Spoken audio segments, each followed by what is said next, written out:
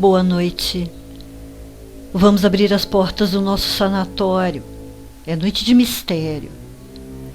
E tudo começou com um incêndio de grandes proporções na floresta Fort George Island, na Flórida. O fogo se alastrou por mais de 88 hectares da floresta pantanosa e atingindo uma parte da propriedade da família Betts. Quando o fogo se apagou em 26 de maio de 1974, a família resolveu fazer uma inspeção por suas terras para ver o tamanho do estrago. Foi quando encontraram, no meio da vegetação queimada, um estranho objeto. Uma esfera metálica, polida, de mais ou menos 20 centímetros de diâmetro. E o mais estranho de tudo, a esfera não tinha sido sequer chamuscada por todo aquele fogo. Não havia nenhum arranhão e nem aquelas manchas pretas que ficam no metal quando entra em contato com o fogo. Muito pelo contrário, ela chegava a reluzir. A família resolveu levar a esfera para casa e o filho, Terry, deixou em seu quarto. Por umas 2 semanas tudo seguiu tranquilo, até que certa tarde Terry e uma amiga estudavam guitarra no quarto. E a esfera, esquecida num canto, começou a vibrar, a emitir um som como se respondesse aos acordes da guitarra. Os garotos, claro, ficaram intrigados, mas não pensaram muito no assunto, até que alguns dias depois, mais coisas estranhas passaram a acontecer. Certa tarde, a esfera, que já estava na sala de estar, caiu e rolou no chão. Isso até seria normal se ela não mudasse a sua trajetória sozinha, se movendo por cerca de 12 minutos e depois retornou ao ponto de partida. Com o tempo, os Betts também notaram que a esfera parecia reagir às mudanças de clima e parecia responder aos raios solares, como se eles a alimentassem. Também emitia um som baixo e constante, como se dentro dela houvesse um motor. Tudo isso fez com que a família guardasse a esfera num saco amarrado durante a noite. Eles tinham medo de que a coisa pudesse fugir, já que parecia que tinha vida própria. É claro que estavam muito intrigados e curiosos com aquilo, e também com medo, já que em 1974 estavam em plena Guerra Fria e viviam com medo de um ataque soviético. Mas Terry, o filho, estava empolgadíssimo com o objeto e não resistiu em contar e até a mostrar para alguns amigos. E vocês sabem o que acontece quando a gente pede segredo de alguma coisa. A coisa se espalha com o dobro da rapidez. E se espalhou tanto que chegou ao jornal local. E aí um fotógrafo foi enviado à fazenda da família Betts. Era um sujeito cético, mas foi fazer seu trabalho apesar de estar um pouco com medo de estar indo parar na casa de gente maluca. Até que chegou à casa e viu a esfera. E a viu se movimentando sozinha. Ele ainda a examinou minuciosamente e não encontrou marca do fabricante, nem emendas, nem parafusos, nada. A única coisa que viu foi um símbolo triangular desconhecido.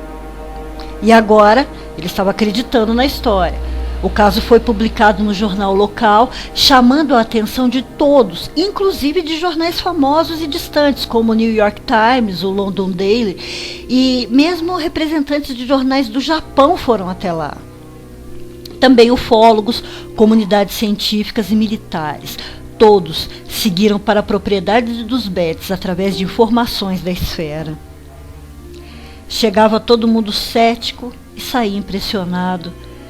Um representante da Marinha Americana chegou a dizer que viu que o objeto era capaz de fazer e que não podia explicar sua origem, declarando por fim que a esfera não era de propriedade do governo americano. E aí, o sossego dos Betts acabou.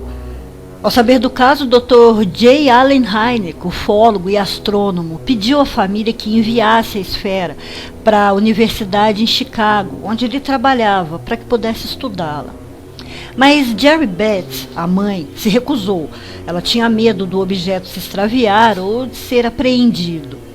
E eles mantiveram a esfera guardada e protegida, para a tristeza de centenas de cientistas. Mas a coisa não parou por aí. Certa noite os Betts foram acordados por uma música de órgão. Eles não tinham nenhum órgão em casa e aí ficaram muito assustados. Conforme os dias se passavam, mais fenômenos ocorriam. Portas batiam, estranhos sons invadiam a casa. Parecia uma casa assombrada. Então, realmente, agora com medo, eles resolveram entregar a esfera para os cientistas da Agência Aeronaval de Jacksonville.